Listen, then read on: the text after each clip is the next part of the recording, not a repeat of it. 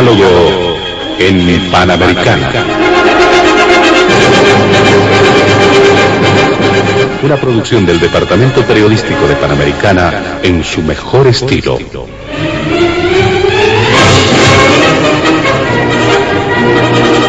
Entrevistas exclusivas sobre temas que crean expectativa general. Diálogo en Panamericana. Los sábados al mediodía y cada domingo a las 8 de la mañana. Quedan ustedes con el staff de periodistas de Radio Panamericana.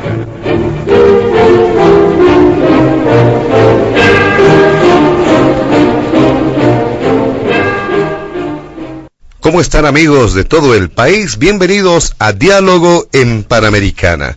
Y en este fin de semana vamos a desarrollar el tratamiento de distintos temas que marcan agenda en el escenario nacional.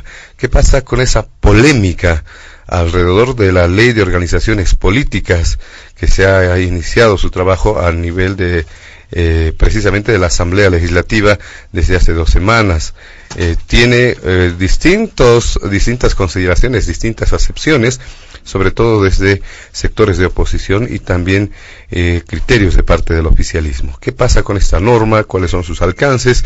Y también su impacto en la situación político-electoral en nuestro país. Este primer punto está agendado en Diálogo en Panamericana. El segundo tiene que ver con el conflicto de Adepcoca. Esto a raíz de recientes sucesos, hechos de violencia que han enlutado familias y que ha generado preocupación generalizada. También este punto está en la agenda de Diálogo en Panamericana. Finalmente, en tono de reflexión, a propósito del segundo tema, hace referencia a las políticas de Estado sobre el tema de la coca. Es necesario destacar que no solamente informes de la UNODC junto al Estado boliviano presentan una serie de datos, y en función de ello es que se desarrollan las acciones de parte de las autoridades nacionales. Estos puntos están agendados en el programa de este fin de semana. Nuestros invitados especiales se encuentran en los estudios de la emisora, la presidenta de la Cámara de Diputados, Gabriela Montaño. También está junto a nosotros el diputado de oposición, Miguel Ojopi, y don Ricardo Paz Vallivian como sociólogo y también entendido en temas en materia electoral. Junto a ellos estaremos desarrollando la agenda de Diálogo en Panamericana, junto a mi compañero de trabajo, Oscar Cruz, y quien les habla, José Luis Flores. Antes de comenzar con las primeras consultas, vamos a solicitarles a nuestros amables invitados del fin de semana evitar emitir cualquier criterio que sea considerado de racismo o discriminación en el marco de las normas vigentes en nuestro país. Oscar. Muchas gracias, José Luis. Reiterar esa bienvenida a nuestros invitados especiales. Este fin de semana en Diálogo en Panamericana son temas muy importantes que vamos a de alguna forma analizar, debatir en los siguientes minutos. Y queremos empezar el programa con la presidenta de la Cámara de Diputados, que la tenemos de tiempo en el programa, doña Gabriela Montaño. Un gusto, presidenta. En torno a la polémica alrededor de la ley de organizaciones políticas y su impacto en la situación político-electoral, presidenta, han existido serie de observaciones, especialmente del sector de oposición. Incluso alguien se animó a decir que esta ley busca legitimar la candidatura del presidente Evo Morales. Me imagino que tiene otros elementos que analizar en este primer punto, presidenta. Bienvenida. ¿Cómo está? Muy buen día. Agradecerles la invitación, saludar a Oscar, a José Luis, a los otros 2 invitados. Quiero empezar diciendo que, para que la población tenga una claridad, que esta ley de organizaciones políticas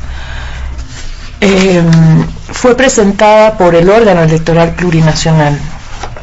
Es una ley que ha sido trabajada durante más de un año, entiendo yo, por el órgano electoral plurinacional. El 14 de junio de 2018, aquí tengo el documento que presentó el órgano electoral plurinacional a la Asamblea, después de un trabajo de innumerables talleres a nivel nacional, con partidos políticos, con diferentes representaciones de la sociedad civil, el órgano electoral presenta este proyecto de ley que reemplaza dos leyes que actualmente están vigentes todavía hasta que se promulgue la nueva ley, que son la ley de partidos políticos y la ley de organizaciones, de agrupaciones ciudadanas y organizaciones de los pueblos indígenas originarios campesinos.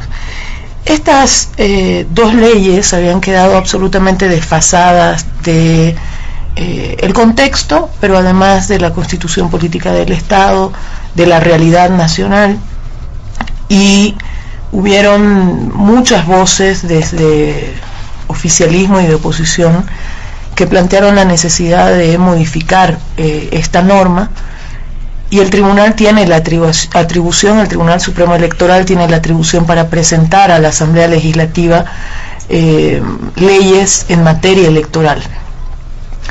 Esta es una de ellas, y considero yo que es una ley que tiene características muy importantes para avanzar y profundizar la democracia.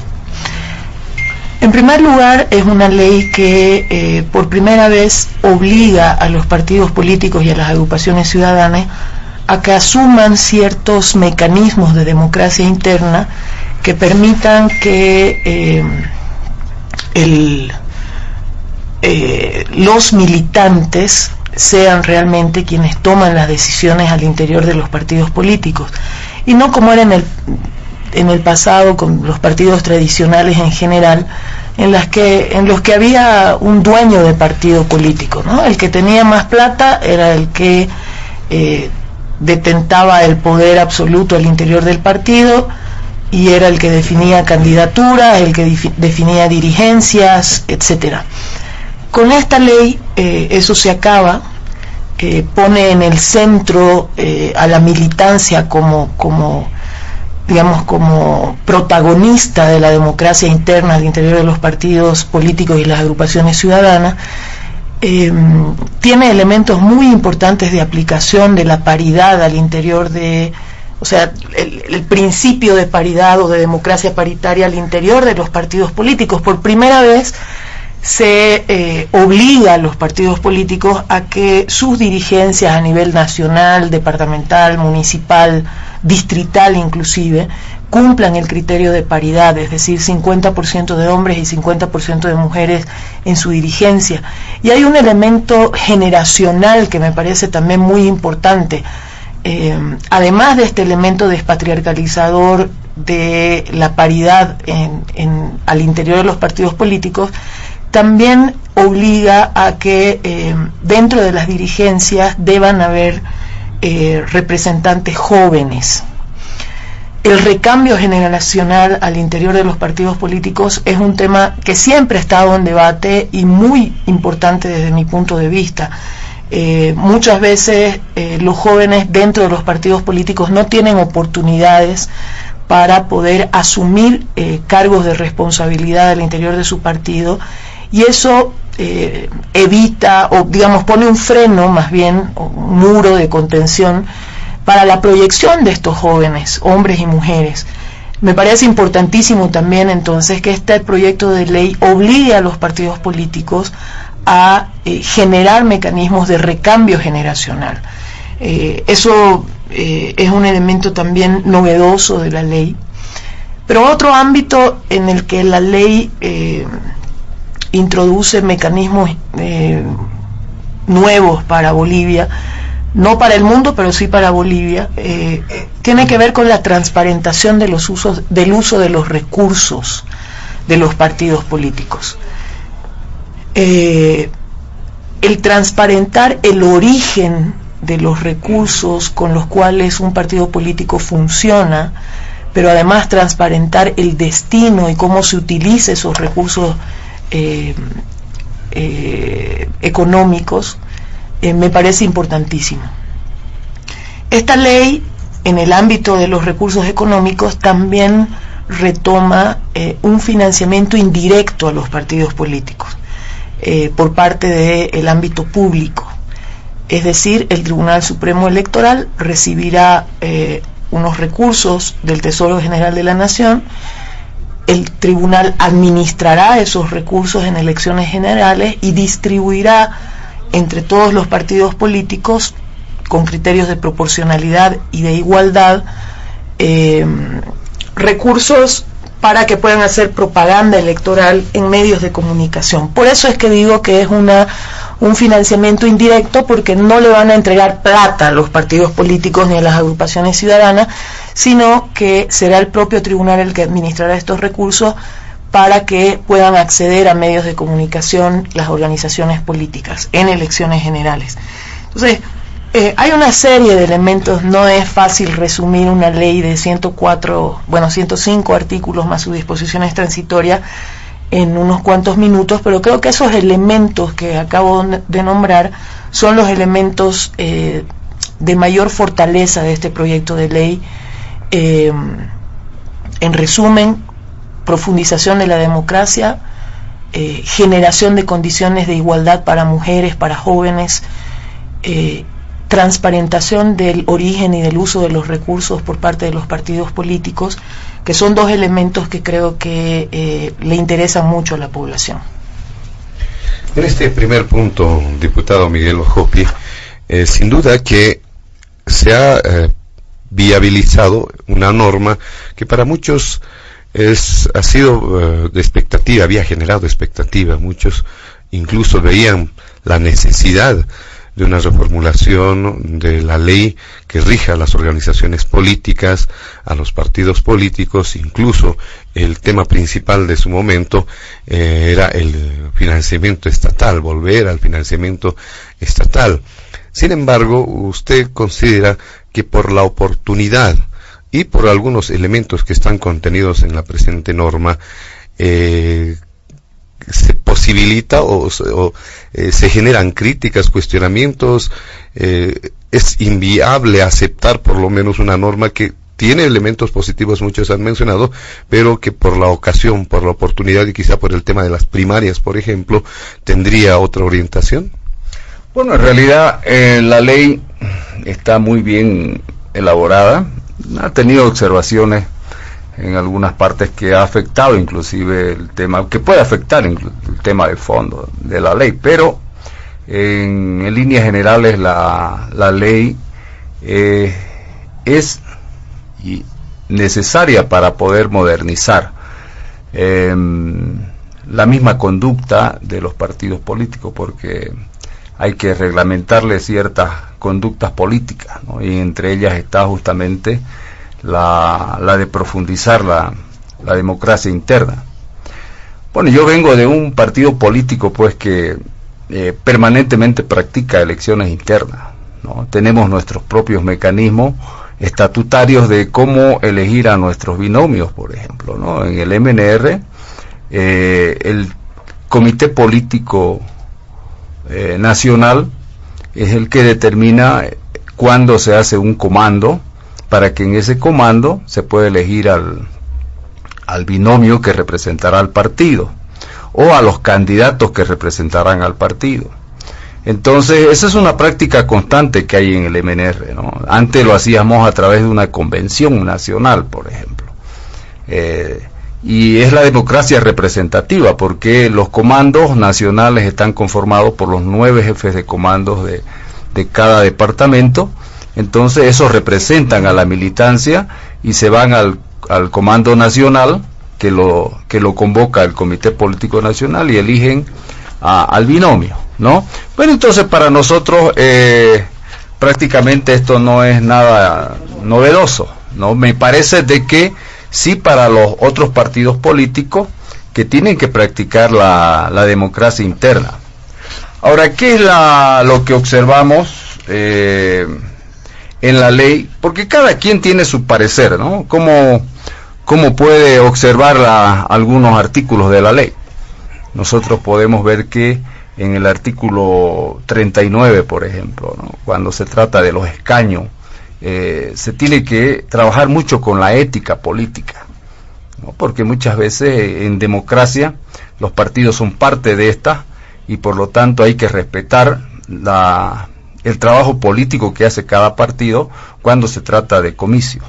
Entonces elegimos a candidatos que mañana están de repente siguiendo la línea política orgánica de otro partido. Entonces, también la ley no está muy clara, digamos, de cómo se castiga la ética política en el sentido del transfugio. Pero bueno, son situaciones que pueden ir componiéndose, no son detalles grandiosos, pero lo más álgido de todo de la ley es lo que establece el artículo 29, lo que son las elecciones primarias. Y está muy bien diseñado el tema de las primarias porque se debería hacer como dice la ley, ¿no? De forma progresiva. ¿Por qué? Porque no se trata solamente de elegir democráticamente al binomio, porque aquí tendríamos que tener cuidado de que los políticos tengan oportunidad también de trabajar de forma interna para candidatos a diputados y senadores. La dedocracia dentro de los partidos lastima también la democracia, porque no genera oportunidad a nuevas generaciones, a los jóvenes que quieren participar. Entonces, si vamos a trabajar solamente sobre democracia para un binomio, no estamos trabajando progresivamente para que también hayan primarias para diputados y senadores, porque eso sería fundamental. Ahí estaríamos mostrando realmente que queremos profundizar la democracia. Pero si estamos trabajando para solamente una cosa, que es los binomios para presidente, entonces empieza a haber una desconfianza también del sistema, ¿no? Y del universo político, digamos. Y la opinión pública empieza a darse cuenta también de que deberían, porque los jóvenes dicen, ¿por qué solo el binomio, no? ¿Por qué no nos toman en cuenta? ¿Por qué no nos llevan a una primaria? De repente el diputado Hopi quiere ser otra vez diputado, pero no puede competir, o un joven, por ejemplo, o una mujer, no puede competir con el diputado Hopi porque no le están dando la oportunidad democrática de ir a unas primarias para que los partidos puedan tener a sus mejores personajes representando en la Asamblea Legislativa. Porque eso sería importante, ¿no? Entonces hay esas observaciones, por ejemplo, que si queremos trabajar en profundización de la democracia, tenemos que hacerlo bien. Yo les reitero, yo vengo de un partido político que permanentemente tenemos elecciones internas y sabemos lo que cuesta. Y no en términos monetarios, porque el MNR hace elecciones internas sin financiamiento externo, sin financiamiento del Estado. Y lo hacemos, y elegimos a nuestros jefes de comando.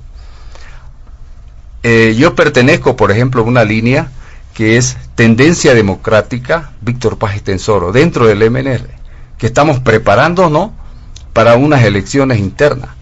Pero no estamos pidiendo financiamiento del Estado ni nada, queremos hacer democracia permanente. Entonces estamos listos, habrán otros grupos que se organizarán y así trabajamos. Entonces hay esas observaciones. Aparte de eso, creemos nosotros que no criticamos la ley, por cierto, pero criticamos la forma, cómo se lo quiere llevar adelante, cómo de forma muy apurada se quiere ejecutar la ley. Yo no sé si el Tribunal Supremo Electoral lo ha hecho a propósito de presentar ahora esta ley, que podía haberla presentado en enero, porque nosotros teníamos que ir haciendo elecciones progresivas. Esta ley se tenía que ir ejecutando de forma progresiva. Y no entendemos, realmente a veces sospechamos, ¿no? Porque quienes diseñaron la ley lo han hecho de buena fe, porque el Tribunal Supremo Electoral les ha encomendado un trabajo. Y lo han hecho de buena fe, haciendo las consultas pertinentes a la sociedad civil, y han sacado esto, que es la ley de las organizaciones políticas. Pero no entendemos es el apuro, porque si queremos realmente trabajar en profundización de la democracia, teníamos que hacerlo con calma, porque ahorita ya se genera la desconfianza de que tan apurado se hace la aprobación de esta ley, y que empieza a tener que generarse algunos problemas, como por ejemplo el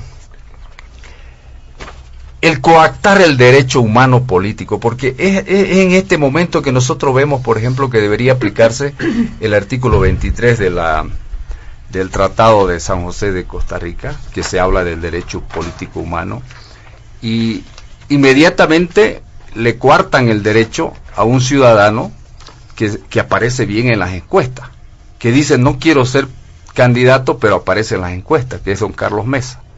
Eso es Entonces, falso, don Carlos Mesa, es que don Carlos Mesa, él no pertenece a ningún partido político. ¿Y dónde dice que tiene que participar? Él pertenece a ese grupo de gente que está trabajando, digamos, ¿no? Defendiendo su derecho, su voto.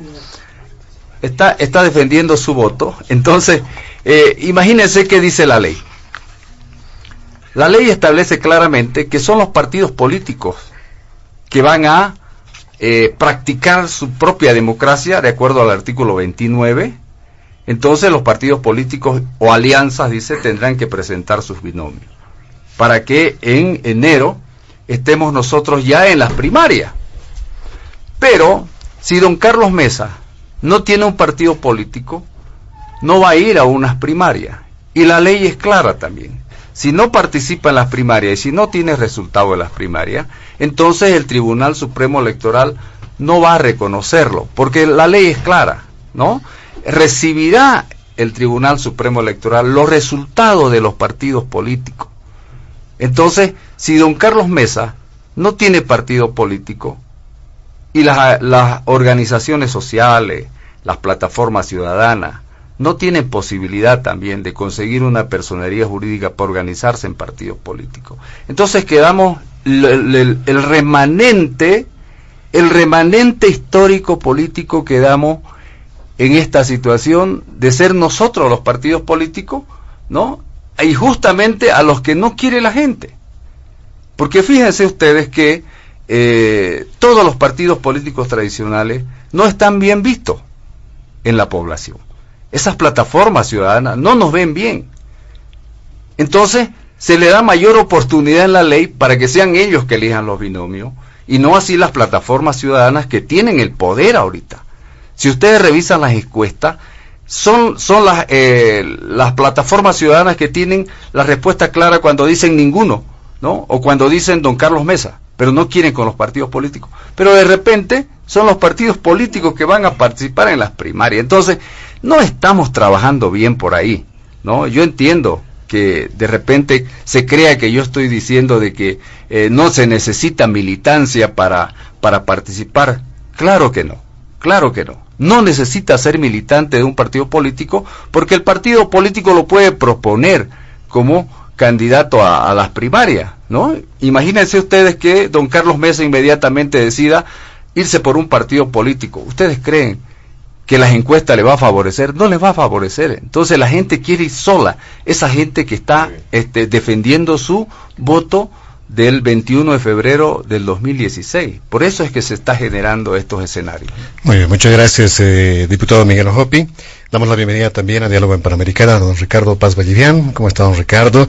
Son muchos los elementos que hay que analizar. La presidenta mencionaba y resaltaba varios, el criterio de paridad, por ejemplo, ya se empezó a hablar de candidato presidente varón, candidato a la vicepresidencia mujer, o viceversa, don Ricardo Paz, el elemento generacional, transparentar el uso de los recursos económicos. Sin embargo, don Miguel Hopi manifestaba que esta sería una ley que estaría forzando los tiempos, y decía el diputado Hopi, esto más bien debería ir progresivamente. ¿Qué otros puntos tiene que analizar don Ricardo Paz? Bienvenido. Muchísimas gracias por la invitación, muchas gracias José Luis, Oscar, los diputados Hopi, Montaño, un placer estar con ellos en esta ocasión. Buenos días a los que nos escuchan en domingo, buenas tardes a los que nos escuchan en sábado.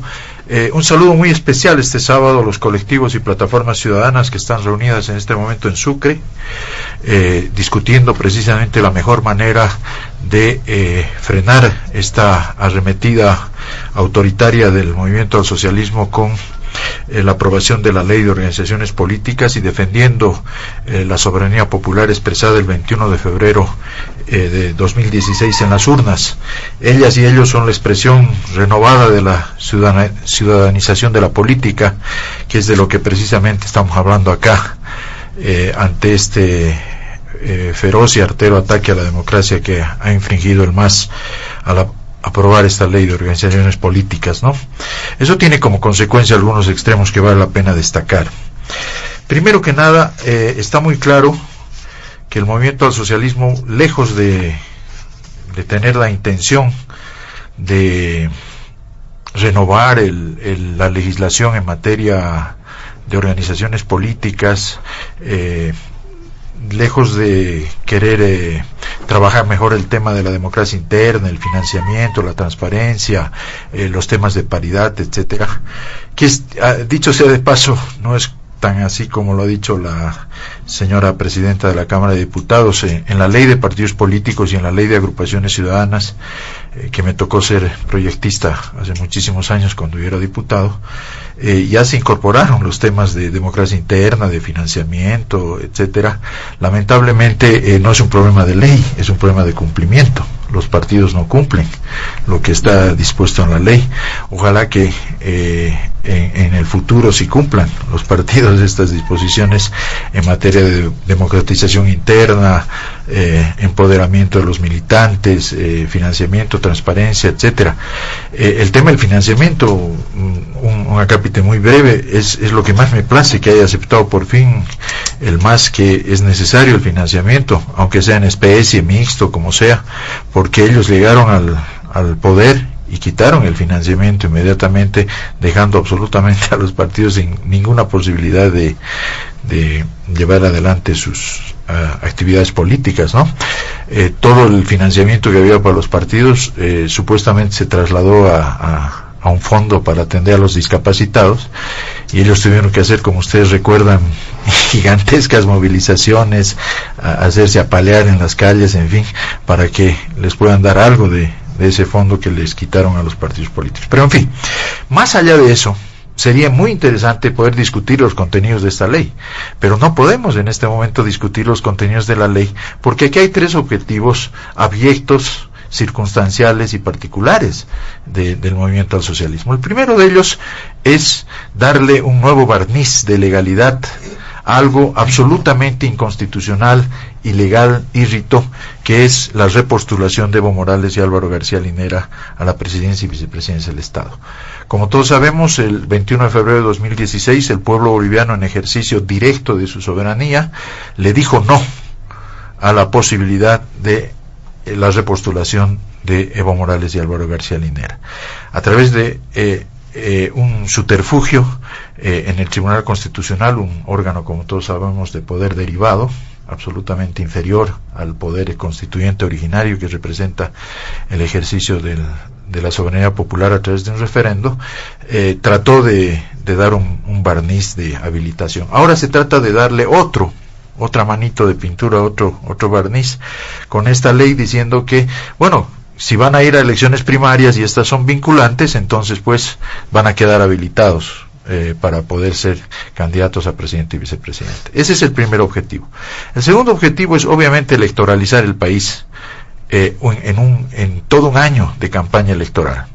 Eso me imagino que creen o entienden que va a poder tapar todos los escándalos de corrupción, todos los malos manejos, los problemas de gestión que existen, los escándalos cotidianos a los que estamos ya casi acostumbrados, y van a tratar de que todo sea llevado al cauce de la competencia electoral, ¿no? Esto es electoral, ¿cierto? Esto es un ataque electoral, etcétera. En fin, ese es el segundo objetivo. Y el tercero, sin duda alguna, es dejar pues a la oposición en calzoncillos, ¿no? Es decir, sin ninguna posibilidad de reacción para poder constituir un frente unitario, una alianza, etcétera, con el apresuramiento de los plazos. Como todos sabemos, los plazos que se han planteado en esta ley, que además está usurpando funciones del Tribunal Supremo Electoral. La Constitución Política del Estado establece que quien lleva adelante los procesos electorales y quien los reglamenta es el órgano electoral plurinacional. Y aquí, si ustedes se fijan en el artículo 29 que han aprobado en la Ley de Organizaciones Políticas, tiene 10 acápites, 10 numerales romanos del artículo 29, que son el reglamento precisamente de las elecciones primarias, y eso es una usurpación de funciones. Eso le corresponde al órgano electoral. En el proyecto original del órgano electoral se mencionaban las elecciones primarias y se decía, como corresponde constitucionalmente, que se deje la reglamentación para el órgano electoral plurinacional. Pero no, en su afán de cumplir estos 3 objetivos, el MAS llevó adelante aquello. Al incorporar un diseño de elecciones primarias cerradas, además, se está, hay que decirlo con absoluta claridad, eliminando la participación del 80% de la ciudadanía en la designación de los binomios presidenciales. Como todos sabemos, en el mundo la tendencia es completamente contraria. La tendencia es a la ciudadanización, no a la partidización. La tendencia es a darle al ciudadano mayor poder, empoderarlo. Con la aprobación de esta ley de organizaciones políticas, el 80% de la población, de la ciudadanía del padrón electoral, queda fuera de las primarias. Va a mirar de palco la elección que hagan los partidos de sus binomios. Eso es inaudito. Pero además, y esto nos va a llevar seguramente a un interesante debate, porque he escuchado las declaraciones de la presidenta de la Cámara de Diputados, nadie que no esté inscrito en un partido al día de la convocatoria de elecciones primarias, más o menos a mediados de octubre será esto, va a poder ser elector o elegido en los binomios presidenciales. Es decir, es verdad lo que dice el diputado Hopi. Efectivamente, nadie que no esté inscrito en un partido político va a poder participar en las elecciones. Les leo textualmente lo que dice el numeral romano 9 del artículo 29 aprobado de la Ley de Organizaciones Políticas. Están habilitados para participar en la elección primaria todas las y los militantes de los partidos políticos y de las alianzas que estén registrados en el padrón de la organización política a la que pertenecen, así como en el padrón electoral al momento de la convocatoria de elección primaria a realizarse en la gestión de acuerdo a calendario electoral. Es decir, hay 2 condiciones para poder participar en las primarias. Una, estar inscrito en el padrón partidario, y 2, estar inscrito en el padrón electoral. Esas son las 2 condiciones para poder participar en las elecciones primarias. Y participar, como dice nuestra Constitución, es elegir o ser elegido. Hay 2 formas de participar. Una forma de participar es elegir y otra forma de participar es tener el derecho a ser elegido, ¿no? Entonces, efectivamente, no solamente se está dejando de lado al 80% de la población de las elecciones primarias en la definición, en la elección, sino se está exigiendo y se está obligando a que quienes quieran ser elegidos en los binomios tengan que estar inscritos en un partido o en una alianza más o menos a mediados de octubre, que es cuando se lanzará la convocatoria a estas elecciones primarias. Entonces, para finalizar esta mi primera intervención, queda absolutamente claro que el MAS lo que ha hecho es acelerar absolutamente toda la circunstancia electoral, todo el tiempo electoral, en función de cumplir unos objetivos que le interesan solamente al MAS y no le interesan al conjunto de la población, en detrimento terrible de la democracia, tanto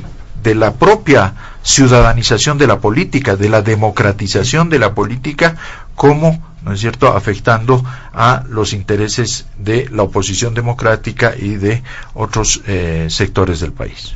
Muy bien, vamos a realizar una segunda ronda sobre este primer punto en el programa. Sin duda la presidenta de la Cámara de Diputados tiene varias puntualizaciones que realizar, quizá ir incorporando otros elementos que destacar adicionalmente en la norma, presidenta. Bueno, yo creo que se puede intentar distorsionar la realidad, pero no al extremo que acabo de escuchar. A ver, seamos claros. El órgano electoral plurinacional fue el que redactó esta norma. Hizo esta norma con consultores pagados por cooperación internacional,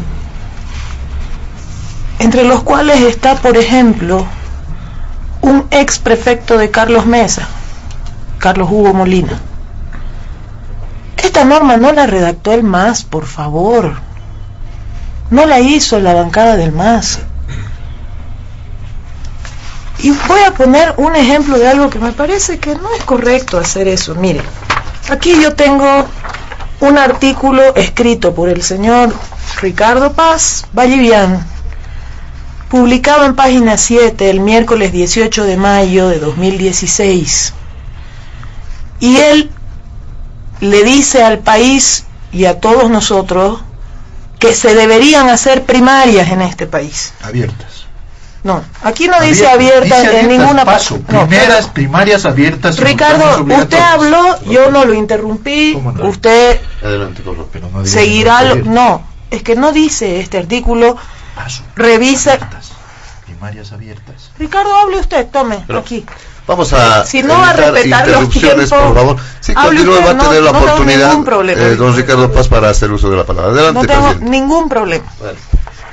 En este artículo, el señor Ricardo Paz, que está sentado aquí a mi lado, le dice al país que las primarias deberían hacerse en Bolivia. Dice, en la mayoría de los sistemas electorales modernos se practican las elecciones primarias o internas para designar a los candidatos y candidatas a los puestos de elección popular. Esta modalidad de selección se ha impuesto por ser la más democrática y en la que se garantiza la participación ciudadana.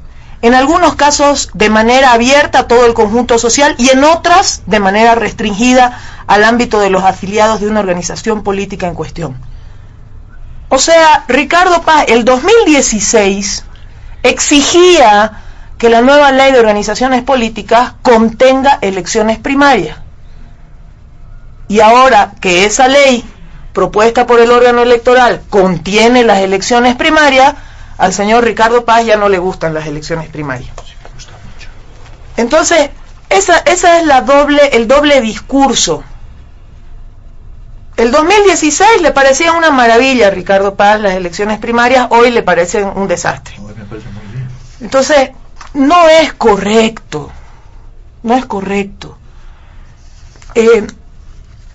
Si las elecciones primarias son el punto, digamos, de debate mayor de esta ley, quiere decir que hay quienes estamos de acuerdo con las elecciones primarias para democratizar la definición del binomio presidencial y vicepresidencial, que son las máximas autoridades electas en un país y por lo tanto son las máximas candidaturas que puede plantear una organización política al país.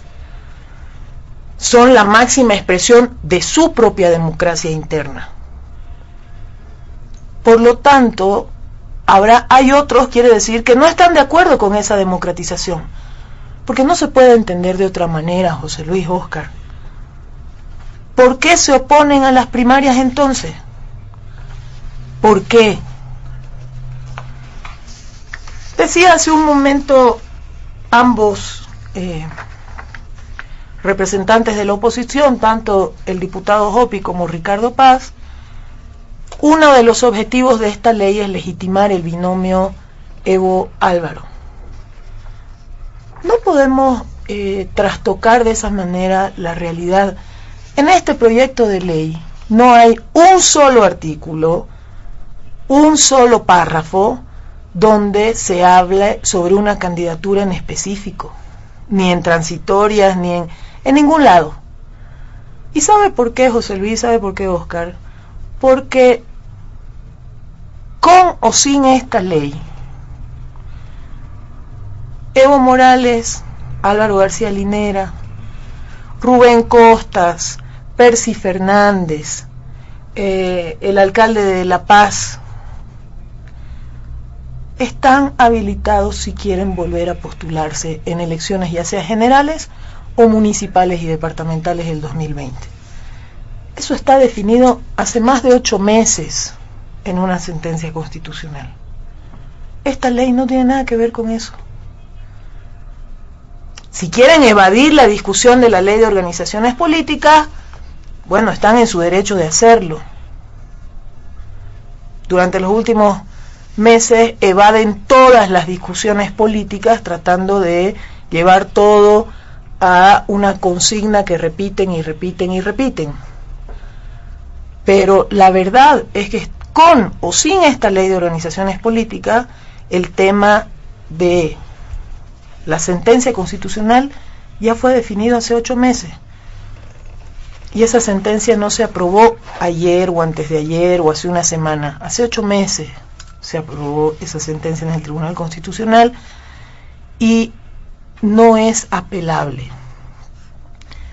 Por lo tanto, dejemos de debatir eso. Aquí está en debate la ley de organizaciones políticas. Debatamos eso. Segundo tema que se plantea, se quiere electoralizar el panorama, se quiere dejar a la oposición, y voy a repetir las palabras de Ricardo Paz, se quiere dejar a la oposición en calzoncillo. A ver, yo le pregunto a ustedes y a la gente, en una democracia madura, con una oposición madura, ¿no sería deseable que a un año de unas elecciones generales, porque las elecciones generales son en octubre del 2019, y no me va a decir la oposición que se acaba de enterar que las elecciones son en octubre del 2019, porque esas elecciones son de periodo fijo y están determinadas hace mucho tiempo? A un año, la oposición política no tiene ni estructura, no tiene ni liderazgos claros, ni propuesta clara al país, y así pretende gobernar el país. Oiga, un año antes de unas elecciones generales, un partido serio, una oposición seria, una opción política seria para el país, mínimamente debería estar organizada. Lo que sucede es que la oposición en todos estos años, en lugar de dedicarse a construir una opción alternativa, seria, un proyecto de país alternativo serio, se dedica a buscar la desestabilización política del país, etcétera, etcétera. Y yo estoy segura, porque hablo con muchos opositores, que eso le molesta a la gente. A la gente no le gusta la improvisación en el grado al que nos tiene acostumbrada la oposición. Es una oposición improvisada. Es una oposición que le falta un año para llegar a las elecciones generales y no tiene nada definido. ¿Es eso serio? ¿Gente así va a ser la que se haga cargo del país? Que no tiene claro ni con qué estructura va a ir, ni cuáles van a ser sus candidatos, ni cómo se van a distribuir sus candidaturas, no solamente en el binomio, en las diputaciones, en la senaturía. Esta ley no está hecha para desarmar a la oposición. La oposición está desarmada. Y eso no es culpa ni de esta ley, ni del MAS, ni del órgano electoral plurinacional. La oposición está desorganizada y eso no es culpa del MAS. Eso no lo produce esta ley.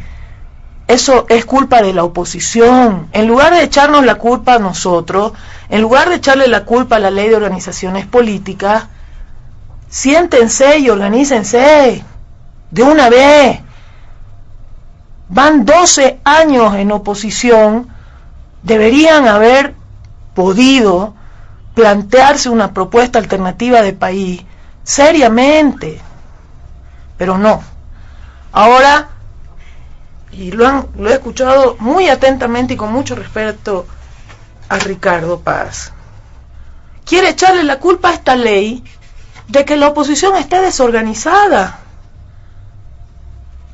El diputado Hopi quiere echarle la culpa a esta ley de que los colectivos ciudadanos no tengan un canal a través de los partidos políticos para poder expresarse en las elecciones del 2019. Eso no es culpa de esta ley, eso es culpa de una oposición inmadura, desorganizada, desarticulada. No es esta ley la que los pone en calzoncillos, Ricardo. Ustedes se pusieron ahí. Ustedes decidieron ponerse ahí.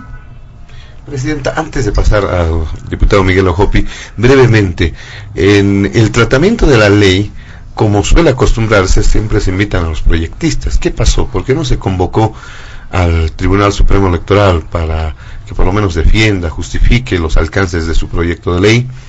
Siendo que más aún en la última etapa ante el Senado han presentado, por ejemplo, 20 observaciones de las modificaciones que se había planteado en diputados. No existe una obligatoriedad reglamentaria de convocar a proyectistas. Nosotros consideramos, y lo voy a decir de manera muy clara aquí, que exponer al órgano electoral al tipo de debate que pretende hacer la oposición o que ha hecho la oposición tanto en la Cámara de Diputados como en la Cámara de Senadores, me parecía inadecuado.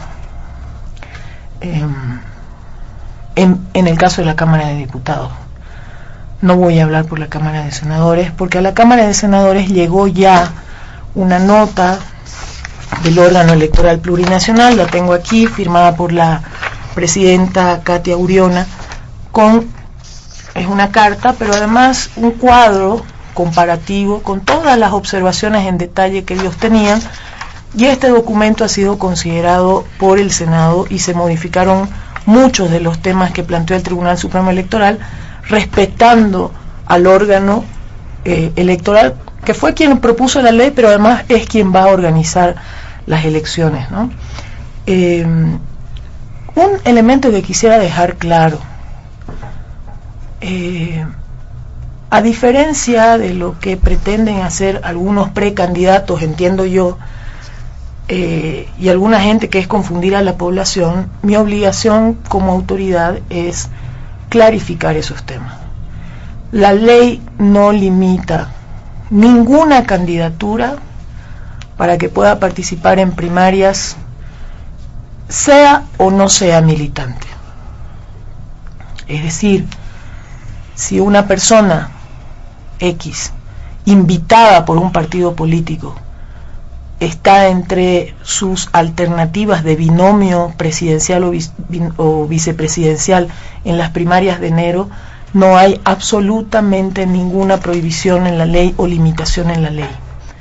Es más, una persona no militante de un partido político, invitada por un partido político o por una agrupación ciudadana, puede ir a las primarias, puede ir a las elecciones generales, y si gana las elecciones generales puede gobernar este país. Eso tiene que quedar absolutamente claro, porque si no se distorsiona las cosas. A mí me parece que inaceptable que en estos últimos horas o días, así es como actúa la oposición, descalificando al árbitro. Como no les gustó la posición del Tribunal Supremo Electoral, porque no dijo que las elecciones primarias de enero eran inviables técnicamente, entonces ahora se dedican a insultar al árbitro y a decir, bueno, el árbitro es una oficina del órgano ejecutivo. O sea, me parece una falta de respeto. Para eso seguramente quería la oposición que nosotros lo llevemos al órgano electoral al debate en la asamblea, para insultarlo como lo hizo en un videíto el señor Carlos Mesa. Me parece una falta de respeto absoluta. Ese mismo órgano electoral fue el que administró el referéndum que tanto viva la oposición, en el que ganó el no por un porcentaje bajo, pero ganó. Y cuando ganó ese referéndum el no dijeron que el órgano electoral era una oficina del órgano ejecutivo. Claro, cuando ganan una elección, el órgano electoral es una maravilla. Cuando el órgano electoral no hace lo que ellos quieren, el órgano electoral es una porquería. Eso es una barbaridad. Eso desinstitucionaliza cualquier país. Diputado Miguel Ojopi, ¿algún otro elemento? ¿La oposición no tiene estructura, diputado Ojopi?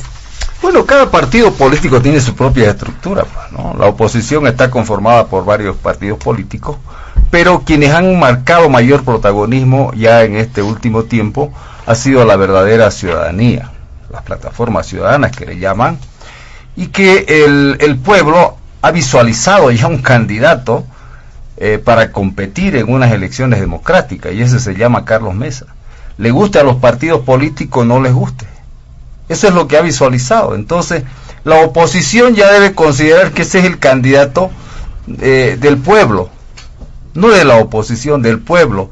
Y los opositores deben sumarse a ese pedido que hace el pueblo. ¿Es un anuncio esto, diputado? Puede ser un anuncio, pero yo le estoy diciendo de que los partidos políticos, si ustedes revisan, y voy a reiterar, si ustedes revisan las encuestas, al pueblo no les interesa los partidos políticos, incluyéndolo al movimiento socialismo, porque en lo contrario, don Evo Morales tuviera una preferencia absolutamente igual como la tenía años atrás. Hoy en día ya no la tiene. ¿Por qué? Porque ya hay una desconfianza del sistema político en la cual se ha metido también el movimiento socialismo. Todos estamos ya en el mismo canasto y no vamos a salir de ahí. Lo que tenemos que ver es leer correctamente lo que está pensando el pueblo, y tenemos que hacerlo de forma científica y muy inteligente. Las encuestas son eso, son trabajos científicos que uno tiene que considerarla. ¿Cómo está la situación en la opinión pública? El tema de la ley, yo lo he dicho y lo reitero, de que estoy de acuerdo. Es necesario, siempre las leyes son necesarias para ir normando las conductas políticas, en este caso de los partidos políticos. Lo que estoy en desacuerdo, y reitero, es que no se puede trabajar de una forma táctico-política en desmedro de los intereses de otros, y de la mayoría inclusive. Porque cuando yo digo que don Carlos Mesa se le está coartando el derecho de ser un candidato, es justamente porque le están dando mucho más valor a los partidos políticos en la ley. No es que esté coartándole el derecho por no ser militante. A él lo puede invitar cualquier partido político en esta circunstancia. Cualquier partido político lo puede invitar a ser candidato en un binomio dentro del partido político para las elecciones primarias. Puede hacerlo. Pero el tema es que don Carlos Mesa, como las plataformas ciudadanas, no les interesa a los partidos políticos. Ellos quisieran participar en democracia, pero estas elecciones primarias les coarta el derecho inmediatamente, porque ellos no pueden participar porque no son partidos políticos. Entonces hay que entender, digamos, lo que decía Ricardo, ¿no? Que una gran mayoría va a estar al margen de una decisión democrática. Entonces, si tenemos que hacer las cosas bien en este país, tenemos que hacerlas bien, y tenemos que hacerlas con honestidad. Yo, escuchándola a la presidenta de la Cámara de Diputados, me atrevo a decir que hay una coincidencia con la opinión que tiene la gente que yo escucho. Y yo a veces no creo, a veces de ingenuo, pero dice, ¿cómo vos crees que el Tribunal Supremo Electoral no es un brazo operativo del movimiento socialismo? Pero por supuesto, el movimiento socialismo necesita no solamente el Tribunal Supremo Electoral, necesita la Fiscalía, necesita el Tribunal Supremo de Justicia, necesita el Tribunal Constitucional. Porque si tiene un problema con el tema electoral, lo tiene al Tribunal Supremo Electoral. Entonces lo que ella está demostrando ahorita, defendiendo absolutamente la ley y al órgano electoral, porque yo particularmente en ningún momento he dicho que el órgano electoral está actuando mal. Yo he dicho que esta ley se ha hecho y de buena fe. Lo que pasa es que no la están sabiendo utilizar, porque si tuviéramos que profundizar la democracia, entonces tuviéramos que dar oportunidad a las nuevas generaciones para que sean y tengan posibilidad de ser candidatos en una primaria. Nuevos actores. No, nuevos actores políticos, pero que lo elija el pueblo. Por eso digo que este mecanismo está bien. Yo en ningún momento he dicho que el órgano electoral está mal. Lo que sí me hace desconfiar con lo que decía la presidenta es que el órgano electoral, cuando dice que técnicamente no es posible y mañana dice técnicamente es posible, me está dando a ver de que no es un órgano,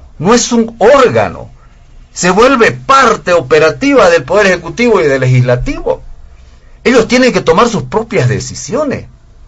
Es verdad, el Tribunal Supremo Electoral nos convoca a un referéndum para ver si queremos que se reforme el artículo 168 y todos los ciudadanos nos vamos a las urnas, pues. ¿Quién financia esa elección? ¿Quién financia ese referéndum? ¿Sabe quién? El que paga impuestos. Yo, usted, el ciudadano, el que hace taxi, esos pagan impuestos. Entonces nos llevan a una elección de referéndum para ver si podemos reformar el artículo 168 y el pueblo dice que no se reforma.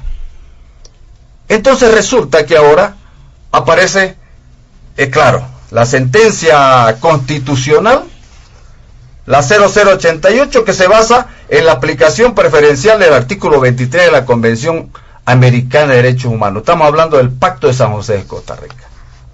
O sea, el Tribunal Constitucional, que es el encargado de vigilar que nada esté fuera del marco constitucional, se vuelve constituyente y dice que el artículo 52 es inconstitucional en su sentencia.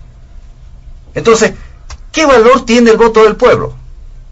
Si nos llaman a un referéndum y nosotros sufragamos, porque nosotros, el pueblo, somos el peso mayor para cualquier ley, cualquier fallo constitucional, porque así lo dice el artículo 7 de la Constitución Política del Estado.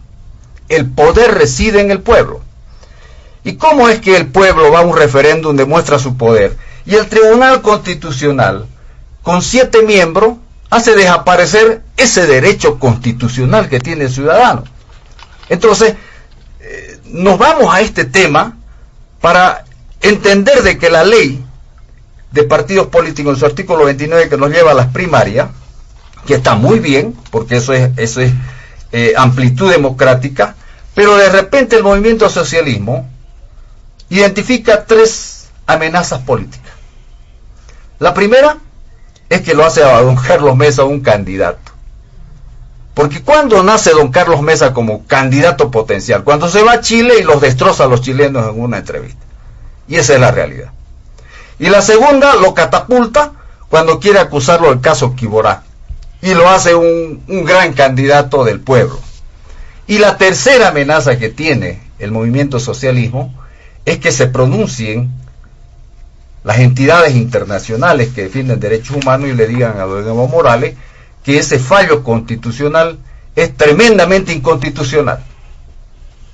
Y saben que eso es peligroso, porque no puede convertirse un tribunal constitucional en un tribunal constituyente.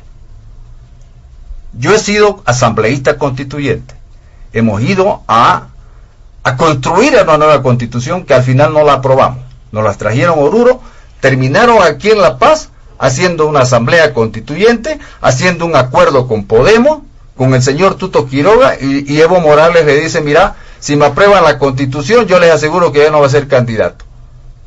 Después que firman, para que se vaya a referéndum a la constitución, don Evo Morales dice, los engatucé. Estrategia envolvente. Esa es la táctica envolvente, ¿no? Y resulta que no hacen caso. Y don Evo Morales es por tercera vez presidente. La segunda es esta, la del referéndum. Don Evo Morales ha dicho que si pierde las elecciones, pues se va a su casa. Pero resulta que el movimiento socialismo de repente dice, tenemos cinco posibilidades para hacer a Evo Morales presidente.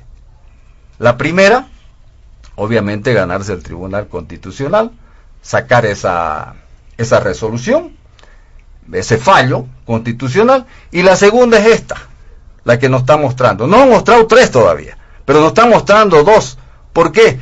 Porque si don Evo Morales es habilitado en las primarias, eso entierra absolutamente pues el resultado del 21 de febrero. Si eso es táctico, y no lo digo yo, anoche lo escuchaba a un parlamentario del MAS, a un senador que decía, no se preocupen, si Evo Morales tiene que ser, dice, habilitado por el Tribunal Supremo Electoral en las primarias, porque no le queda de otra.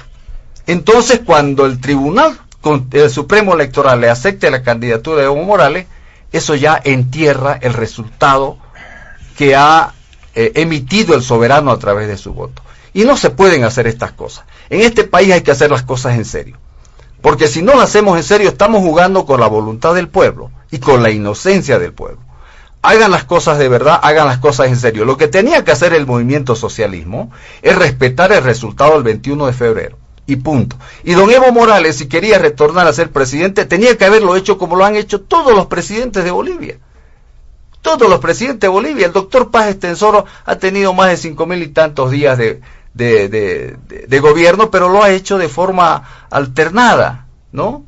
No lo ha hecho de forma continua, discontinua, pero no pueden jugar con la voluntad del pueblo, tienen que respetar la Constitución. La Constitución en el artículo 168, que dicen que no está modificada, pero de repente el Tribunal Constitucional con un fallo hace de que sea inconstitucional y desconoce el voto popular. Entonces, le reitero, el movimiento socialismo ha identificado estas 3 amenazas políticas y cree que con las primarias son buenas, reitero, pero creen que apurando las primarias terminan con la plataforma ciudadana, con el señor Carlos Mesa, y consolidan la legitimidad de la 4ª reelección de don Evo Morales y entierran el 21 de febrero. Muy bien, es el turno ya para finalizar este primer punto de don Ricardo Paz Vallivian. Tiene la posibilidad de responder a cierta alusión que se ha formulado en la mesa, pero además hacer referencia a un elemento. Si bien ya corren los plazos, es urgente que la oposición trabaje en mecanismos de unidad, han manifestado algunos sectores. Eso de alguna forma estaría restando ese ímpetu que se tenía por defender el voto del 21 de febrero, don Ricardo Paz. ¿Se podrá hacer las dos cosas? ¿Y qué pasa si un opositor, un líder opositor, candidatea jugando y haciendo frente al presidente Evo Morales? Es decir, ese candidato que defendía, ese opositor que defendía el voto del 21 de febrero, al candidatear y aceptar la competencia con el presidente Evo Morales, estaría desconociendo, olvidándose, estaría traicionando ese ímpetu de defensa del 21 de febrero. Sí, gracias, José Luis. Bueno, sí, tengo que responder a las alusiones. Primero le agradezco a la presidenta de la Cámara de Diputados que está entre mis lectoras de mis columnas. No esperaba ese honor. La verdad es que le pido disculpas también por haberle interrumpido en el momento en que estaba haciendo uso de la palabra. Las acepto, Ricardo. Todavía yo no he perdido la capacidad de indignación, así viejo como soy, cuando se me pone palabras en la boca. Quiero aclararle, señora presidenta, que yo en ningún momento he dicho que estoy contra las primarias. Yo estoy absolutamente a favor de las primarias. He escrito no una columna, he escrito libros, he escrito decenas de columnas defendiendo el tema de las primarias. Soy un promotor, me conocen acá en gran medida por eso, soy un promotor de las primarias abiertas, simultáneas, obligatorias, como se han hecho en la Argentina, las famosas PASO, y estoy, inclusive hubiera estado en la disposición de debatir y discutir el tema de la aplicación de las primarias de manera progresiva, primero cerradas, después abiertas, como lo planteó el órgano electoral plurinacional en su proyecto original. Con lo que yo no estoy de acuerdo definitivamente es con la instrumentalización de esas primarias que hace el MAS, y que está haciendo a través de la usurpación de la reglamentación de las primarias en 10 numerales romanos debajo del artículo 29. El artículo 29 dice: se elegirán los binomios presidenciales por primarias. Y de ahí venía, en el proyecto original, repito, el Tribunal Supremo Electoral reglamentará. No, el MAS dijo, no va a reglamentar el Tribunal Supremo Electoral, vamos a reglamentar nosotros en la Cámara en la Asamblea Legislativa, e hizo los 10 numerales que vienen, que es toda la reglamentación. Entre esa reglamentación, aprovecho el momento para no mezclar las cosas, repito, está la reglamentación número 9, el numeral 9, que dice con absoluta claridad: están habilitados para participar en la elección primaria todas las y los militantes de los partidos políticos. Solo están habilitados a participar como electores o como elegidos los militantes de los partidos políticos. Eso dice la ley. Yo la felicito por la interpretación que hace usted de esto, de que no está restringiendo, pero todavía lamentablemente su palabra no es ley. Lo que dice la ley es que para participar tienen que ser miembros de los partidos políticos. Eso es lo que dice taxativamente la ley. No está escrito que puede ser invitado. Exactamente, no, la interpretación que hace la presidenta de la Cámara de Diputados, que es una interpretación válida, vale para su opinión y para ella, pero no vale para lo que dice la ley. La ley dice para participar tiene que ser militante. Ahora bien, sobre el tema del 21F y la sentencia, creo que el diputado Jopi ha abundado, me exime de mayores comentarios. Simplemente quiero dejar sentado que nuevamente se nos ha vuelto a decir acá que una sentencia del Tribunal Constitucional, órgano de poder derivado, vale más y es más aplicable que la voluntad soberana del pueblo expresada en las urnas de manera directa en ejercicio del poder constituyente. Eso es lo que en suma nos están diciendo los voceros del movimiento al socialismo. Nos dicen, vale más lo que dice un órgano de poder derivado del Tribunal Constitucional que lo que dice el poder constituyente expresado de manera directa a través de un referendo. Eso es insostenible, por supuesto, jurídicamente, políticamente y legítimamente. Ahora bien,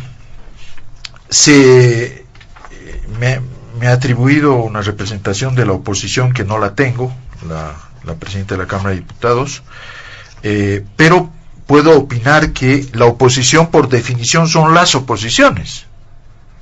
Y qué suerte que estén desarmadas. Yo me asustaría si estuvieran armadas las oposiciones. Oposiciones armadas dan mucho miedo.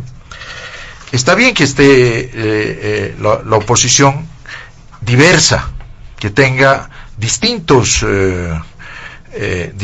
caras, distintas alternativas, distintas posiciones. Por definición tiene que ser así en una sociedad democrática. El que tiene la obligación de la uniformidad es el oficialismo, siempre, porque ellos están llevando adelante una política de gobierno, un programa, etcétera. Las oposiciones no. Hay una oposición, ¿qué tiene que ver Felipe Quispe-Malco con don Tuto Quiroga? No, es decir, hay una variedad de oposiciones.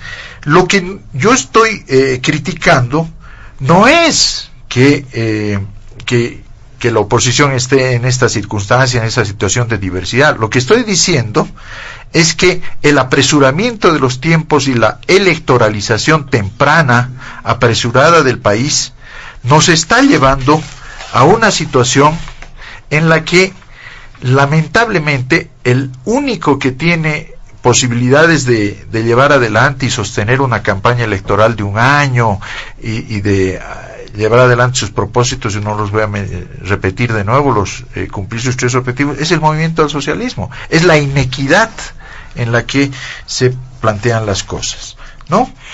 El rol del Tribunal Supremo Electoral. Estoy realmente muy apenado por lo que pasa con el rol del Tribunal Supremo Electoral. Efectivamente, como ha dicho la presidenta de la Cámara de Diputados, es el órgano electoral plurinacional el que ha presentado el proyecto de ley de organizaciones políticas. En ese proyecto que presentó el órgano electoral plurinacional estaba claramente establecido que las primarias deberían realizarse de manera progresiva. Medio daba lugar a la interpretación esa su disposición transitoria, en la que decía hasta 2024, ¿no?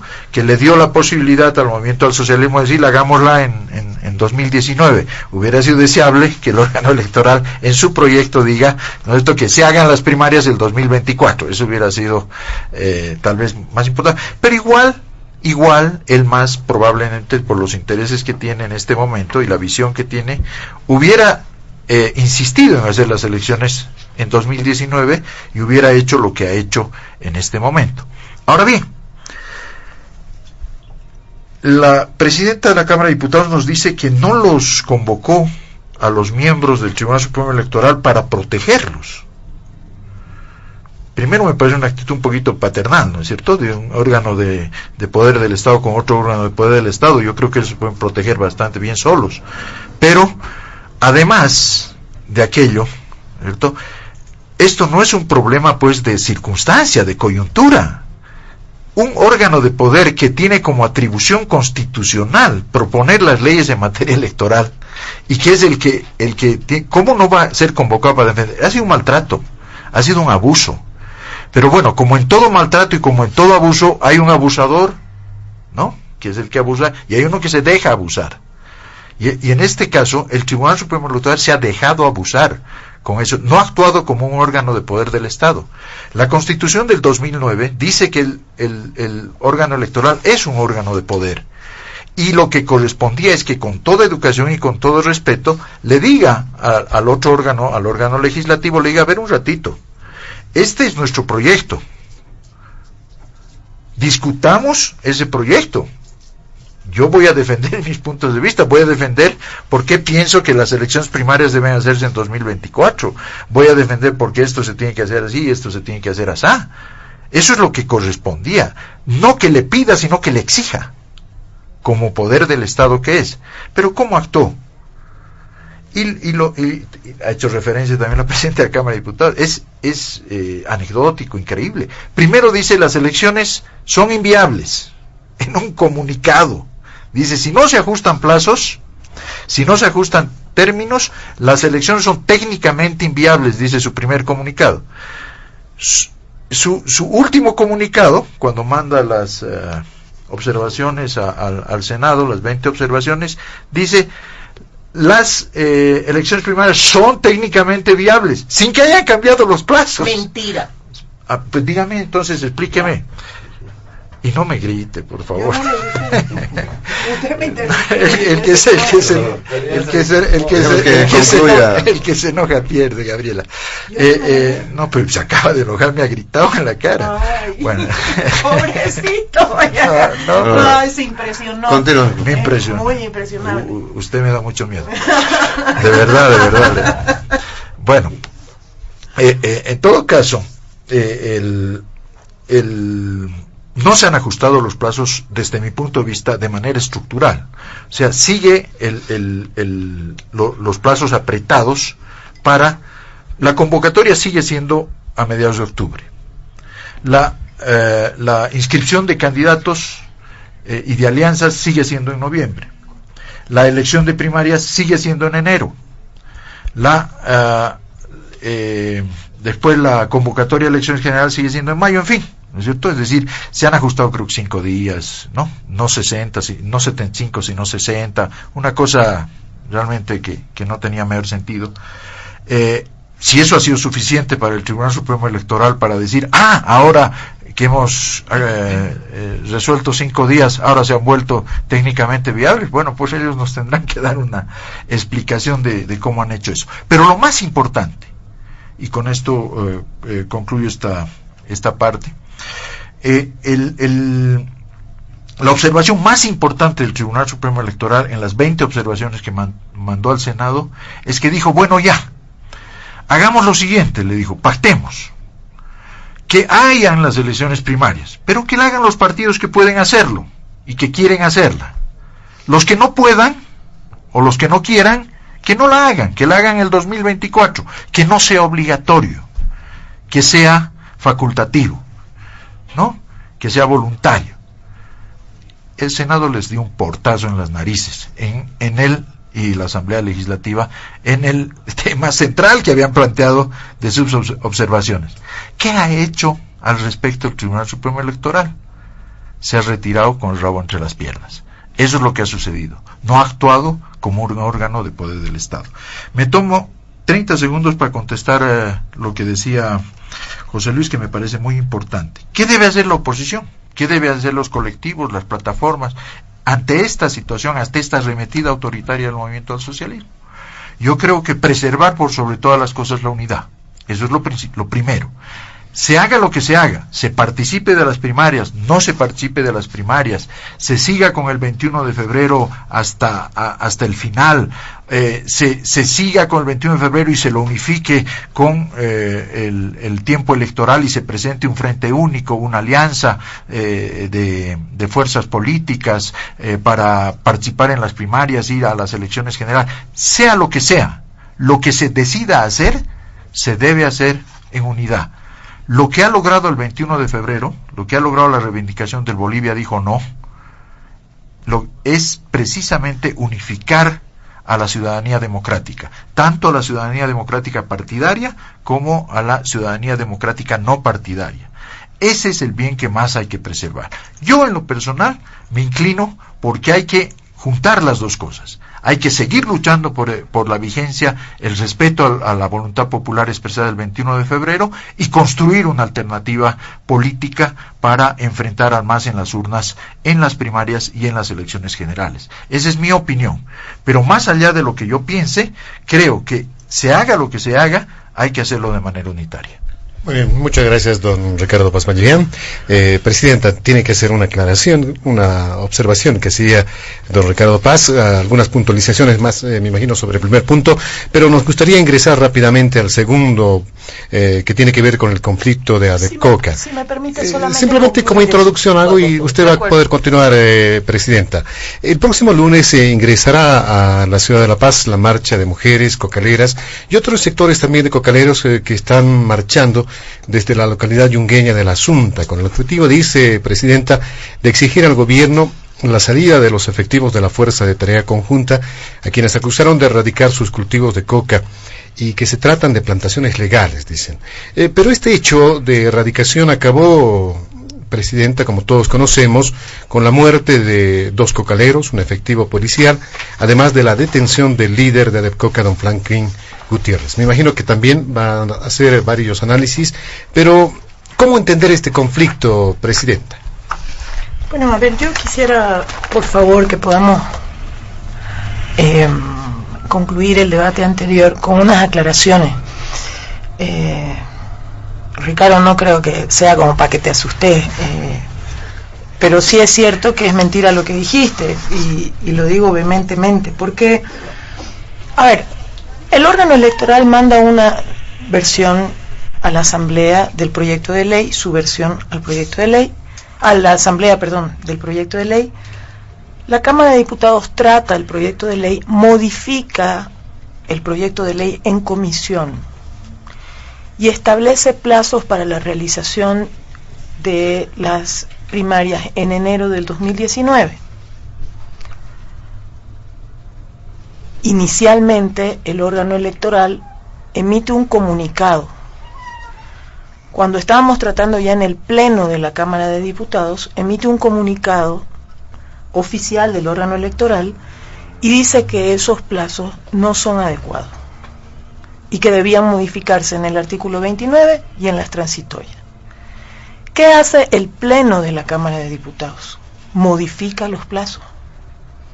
Por lo tanto, es falso lo que acaba de decir Ricardo Paz, que sin modificación de plazo, el órgano electoral se hace loco y se queda calladito y cambia de opinión por arte de magia. No, Ricardo, eso es una enorme falsedad y no es justo, no es correcto que cuando se hace el esfuerzo de, en el marco constitucional, de la independencia de órganos del Estado, pero también su coordinación, la Cámara de Diputados en su pleno haya tomado en cuenta la preocupación del órgano electoral por algunos plazos que se había establecido, los modificamos, y por supuesto pues que cuando se modifican los plazos, porque era lo que estaba observando el órgano electoral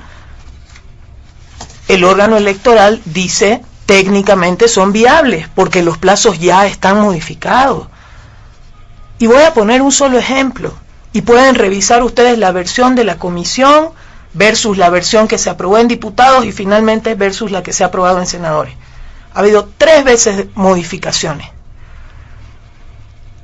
El plazo original que se aprobó en la comisión para el cierre del padrón de los padrones de militantes por parte del órgano electoral era 30 días antes de las elecciones primarias.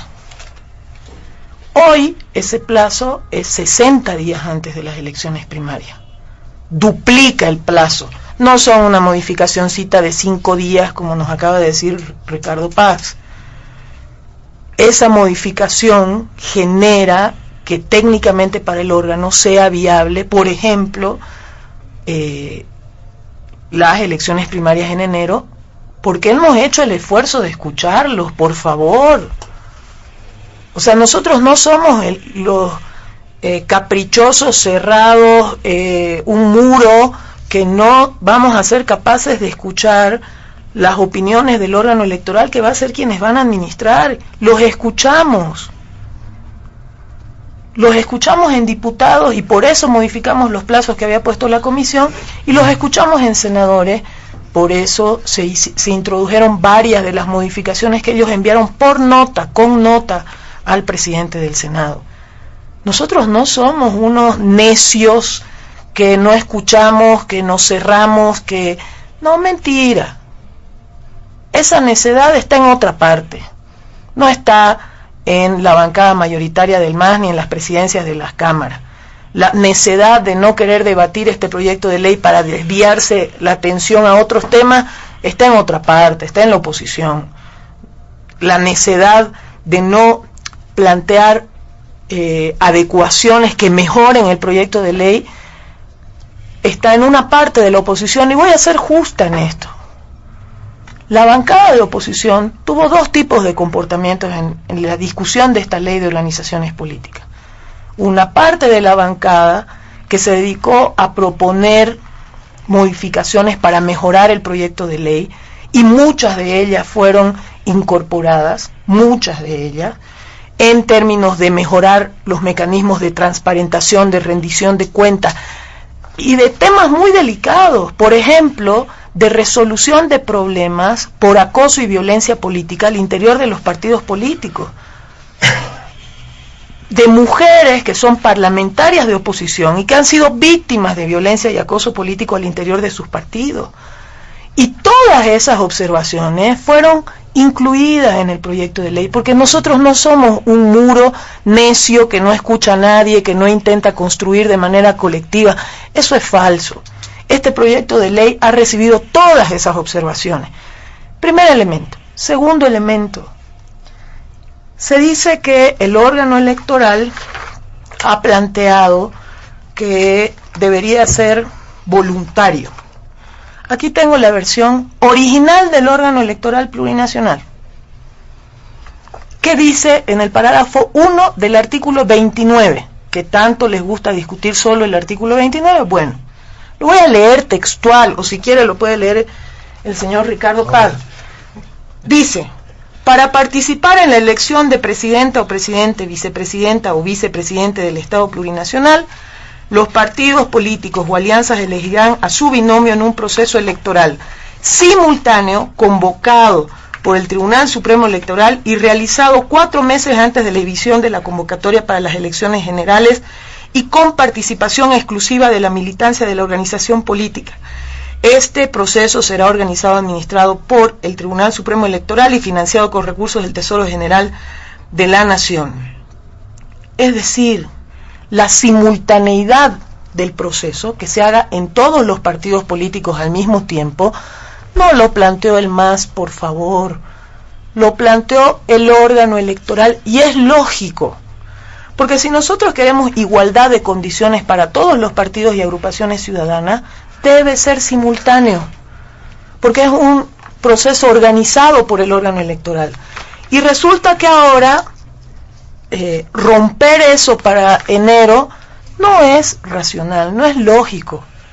Si va a haber primarias, como las planteó el órgano electoral, simultáneas, vinculantes y obligatorias para todos los partidos políticos, ¿por qué se quiere romper ahora la regla? ¿Porque la oposición no está lista para ir a unas primarias? ¿Porque la oposición a un año de las elecciones generales no está organizada? No puede, no es correcto eso. O sea, no se puede adecuar la ley a la situación coyuntural de la oposición en este momento. Una ley tiene que ser uniforme para todos y tiene que aplicarse como debe aplicarse. Y el último temita, porque discúlpenme, pero ustedes son dos, yo soy una, ustedes han tenido el doble del tiempo para hablar desde la voz de la oposición, permítanme estos temas más. Se ha planteado, y vuelvo a insistir yo, porque hay una serie de artículos en la ley que garantizan ese derecho, la militancia de un partido político participa en los procesos de democracia interna, para definir sus candidaturas, ya sea diputación, senaturía, presidencia, vicepresidencia, pero en ninguna parte de la ley, vuelvo a insistir, la interpretación que hace Ricardo, yo también la respeto, como él respeta mi opinión, pero no es correcta porque hay varios artículos complementarios en la ley en los cuales queda absolutamente claro que es abierto a militantes o a no militantes las nominaciones de candidaturas al interior de un partido político, inclusive para ir a una primaria en el caso de presidencia y vicepresidencia. Entonces, yo creo que hay una intencionalidad. Quiere hacerse creer que el MAS le quiere limitar a algún candidato en específico la posibilidad de participar, y eso es falso. Eso es absolutamente falso. De la oposición, quien quiera presentarse a esas elecciones primarias va a poder hacerlo con absoluta libertad, porque nosotros no vamos a limitar jamás ese derecho. Y además hay otra cosa. Este proyecto de ley, el que aprobamos nosotros en la Asamblea, establece mecanismos para que las agrupaciones ciudadanas y partidos políticos que estaban en proceso de obtención de su personería jurídica puedan participar en las elecciones primarias de enero y en las elecciones generales de octubre y no queden limitados.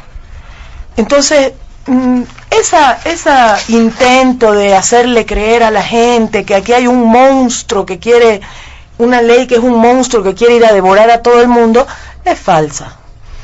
La sentencia, voy a repetir de nuevo, la sentencia constitucional ya estableció, habilitó las candidaturas para presidente, vicepresidente, alcaldes, gobernadores, etcétera.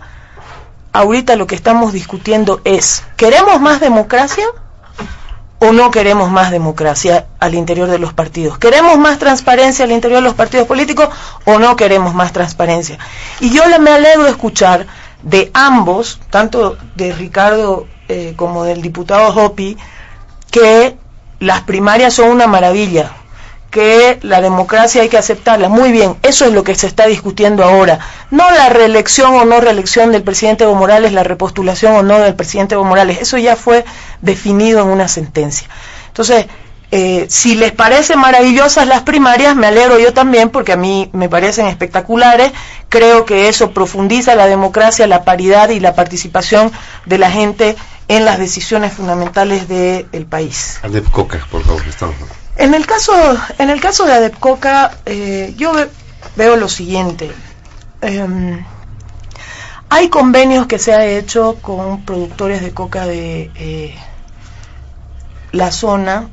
En 2008 hay otro convenio, en 2011, si no me equivoco, y la gran mayoría de las comunidades de la zona de la Asunta firmaron acuerdos con el gobierno nacional para poder definir los volúmenes, las superficies de producción, en qué área se puede producir, y han quedado simplemente un par de comunidades, y una de ellas es donde se ha producido dentro de la Asunta, solo un par de comunidades han quedado sin firmar esos acuerdos, y uno de ellos es esta comunidad donde se produjo el enfrentamiento en los días pasados. Todo el resto de las comunidades de la propia Asunta firmaron acuerdos que han permitido que se haga una racionalización adecuada, que haya una relación de control, de que no haya sembradíos excedentarios no autorizados de hoja de coca en la zona, y que yo creo que debería seguir por ese camino. Mire, yo tengo aquí el acta de acuerdo, no es del 2011, es del 2017, el último acuerdo. Está la firma de el dirigente Franklin Gutiérrez, donde se acordaron todos los temas vinculados a la racionalización en el área de la Asunta. Y creo que no podría en este momento plantearse ni desde el oficialismo, ni desde la oposición, ni desde ningún lado bueno, que el gobierno permita el cultivo de coca donde sea, como sea, porque no es correcto, ¿no? Como país hemos logrado establecer límites para la producción de hoja de coca, superficies, áreas donde puede cultivarse, y no es correcto que esto se rompa. Lastimosamente el incremento en el área, en la zona de la Asunta, de superficies de cultivo de hoja de coca, han generado casi que la Asunta en volúmenes de producción se esté igualando con otras zonas de verdad tradicional en la zona de los Yungas, como son Chulumani y otros municipios de la zona de los Yungas, y eso no sería adecuado que no se ponga un límite. Debe hacérselo, y lo hemos intentado hacer siempre, lo he intentado hacer así, todos los mecanismos establecidos por ley por el gobierno para hacerlo de manera dialogada, firmando convenios, firmando acuerdos, sin generar confrontación. Lastimosamente hubo una primera confrontación en esta semana que va a cerrar, donde hubieron 8 policías heridos y un policía muerto en una primera confrontación. En una segunda instancia 2 personas civiles muertas, lo cual es doloroso para todos nosotros, no debe volver a repetirse. Pero lastimosamente se ha detectado también que entre personas civiles hay la utilización de armas de fuego, de grupos armados, y eso es muy preocupante. Se han detectado pozas de maceración en la Asunta, en zonas de la Asunta, en áreas de la Asunta. Debemos lograr que vuelva la calma. Nosotros esperamos que haya una voluntad de diálogo por parte de las compañeras que han iniciado una marcha. Lo mejor es resolver por la vía del diálogo estos temas. Muy bien. En este segundo punto, diputado Miguel Ojopi, sin duda ha generado alarma, preocupación lo ocurrido con nuestros hechos de violencia que se han presentado en esta región de los Yungas. Y en ese contexto, no solamente se habla del tema de erradicación, ya las autoridades han empezado a hablar de grupos armados. Se produjo obviamente los decesos que son de conocimiento público, y lo que llama la atención, por lo menos algunas personas lo han manifestado, es la tarea de las fuerzas, el trabajo de las fuerzas de tarea conjunta. Según un último informe de la UNODC y junto al Estado boliviano, se produjo un incremento de los cultivos de coca, por ejemplo, en algo más del 16% en el Chapare, a comparación de los Yungas, que se habla de un poco más del 1%. Entonces, no veía lógico cómo es que se desarrolla una masiva acción en los Yungas, precisamente donde se produce un incremento solamente del 1%, hablando del incremento de los cultivos de coca. En ese contexto, ¿cómo interpretar lo ocurrido en los Yungas, diputado Miguel Ojopi? Bien, para concluir este asuntito de lo anterior, solamente al escucharla a la presidenta de la Cámara de Diputados, que ha dicho que ya el Tribunal Supremo Electoral ha decidido que don Evo Morales va a ser candidato en las primarias y va a ser candidato en 2019, ¿no? Y ojalá... El Tribunal Constitucional ha dicho. Usted ha dicho de que don Evo Morales constitucionalmente es candidato al 2019. Eso sí, pero no hablé del Tribunal Supremo en ese caso, ¿no? Eso automáticamente lo habilita en la primaria, si es a través del fallo. ¿De acuerdo? Bueno, pero para terminar, yo quería que usted se comprometa y me diga si don Evo Morales, en el supuesto, bueno, ya conociendo de que el Tribunal Supremo lo va a habilitar, ¿usted estaría dispuesto a decir públicamente que don Evo Morales aceptaría las elecciones, el resultado del 2019, si ha manifestado que va a ser o mártir o héroe?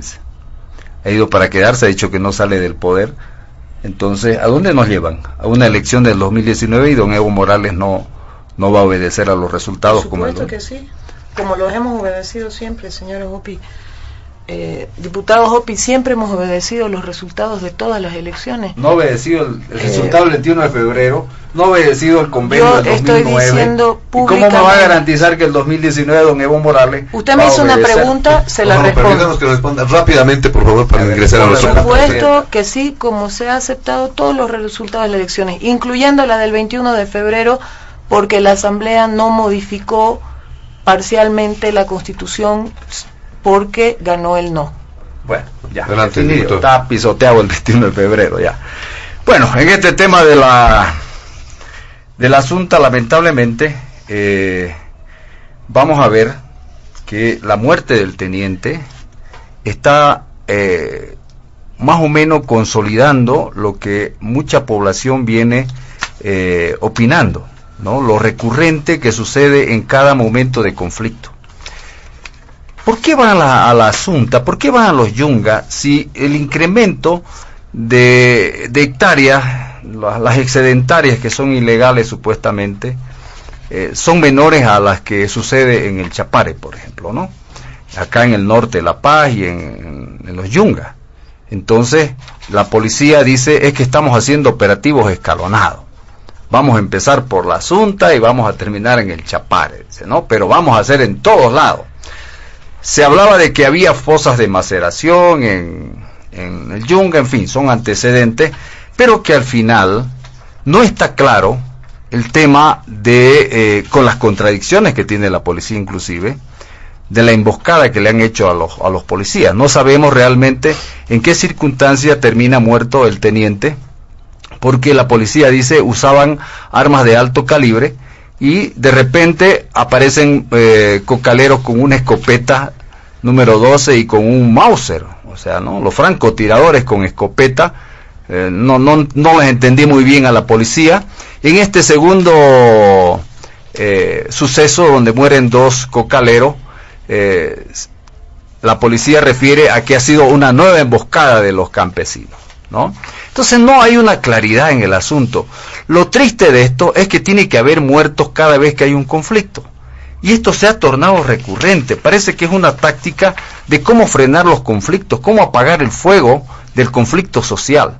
Porque al final fueron a erradicar a la Asunta lo que es excedentario, correcto.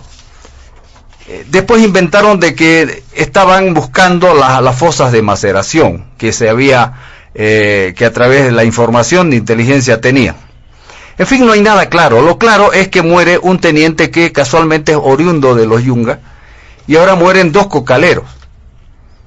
Esto no apaga el fuego, esto enciende el fuego. Y por lo tanto estas manifestaciones se vienen estas marchas, se van a acoplar muchos más. Ya sacó un comunicado del Alto en que se solidariza con estas movilizaciones, por tanto también va a entrar. ¿Qué es lo recurrente y lo preocupante? De que cada vez que hay conflicto, hay un muerto para frenar esto, reitero, ¿no? Me recuerdo en Sucre cuando hubo un sometimiento de humillación a los campesinos, no sabemos si se mimetizaron por ahí gente del gobierno, la cuestión que se da el suceso, y eso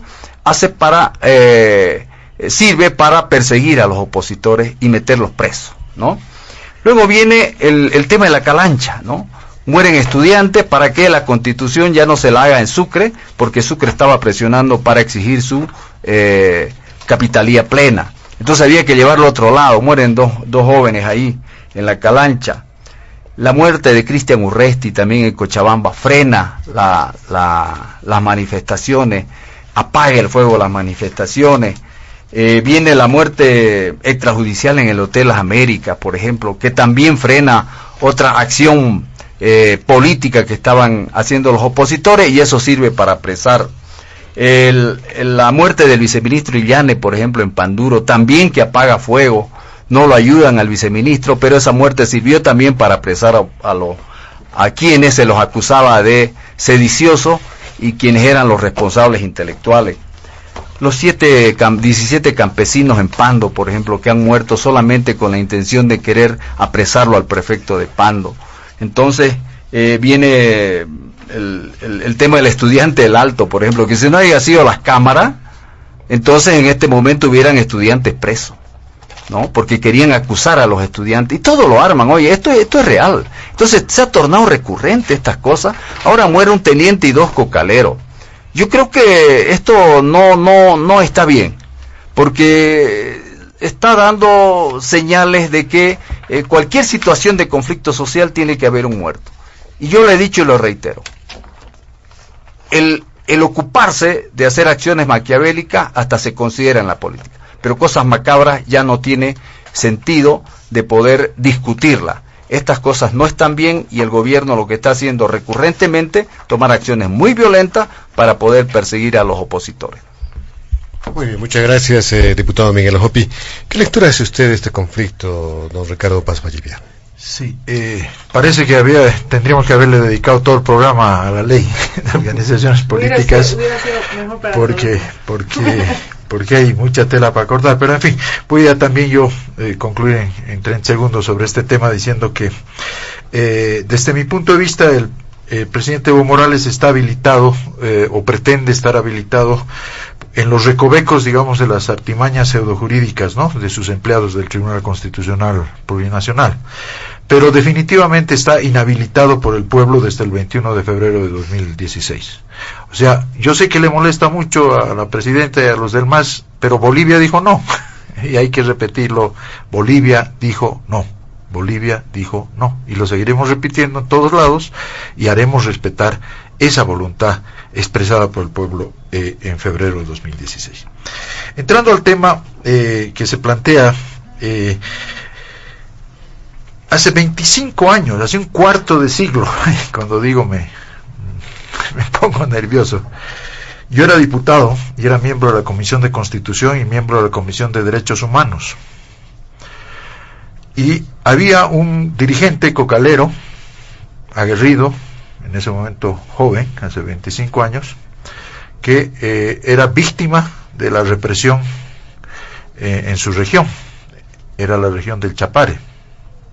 Este dirigente venía con mucha frecuencia a la Comisión de Derechos Humanos, a la Comisión de Constitución, y conversaba con nosotros y nos testimoniaba los abusos, los excesos que cometían las fuerzas del orden en la represión a los cocaleros. Este dirigente, como todos obviamente se dan cuenta, era don Evo Morales Ayma, hoy presidente del Estado Plurinacional. Y yo cuando he visto y he escuchado las noticias que llegan de los yungas, de la Junta, los muertos, etcétera, he sentido un déjà vu. He sentido como que el tiempo hubiera dado vueltas en redondo. Es decir, las mismas acusaciones, casi con las mismas frases. No me da el trabajo, pero lo puedo hacer. Las declaraciones del ministro de gobierno de entonces con las declaraciones del ministro de gobierno de hoy. Exactamente las mismas. Grupos irregulares, armados, nos han emboscado, nos han atacado, nos han hecho... Lo mismo le decían a Evo Morales. Con eso justificaban la represión a los cocaleros del Chapare. Con eso se producían muertos, heridos, de ambos lados. Me acuerdo de Sacaba, por ejemplo, ya cuando yo ya no era diputado, el año 2002, se deben acordar muchos de ustedes, 3.000 cocaleros tomaron el mercado de la coca en Sacaba y fueron a reprimirlos los militares y los policías con un saldo terrible, un subteniente muerto, 2 soldados muertos, 4 cocaleros, es decir... Hemos vivido eso, hemos vivido cuando la famosa cuestión de la coca cero, de la estrategia de la DEA, todo, esa represión espantosa, de ahí ha nacido Evo Morales.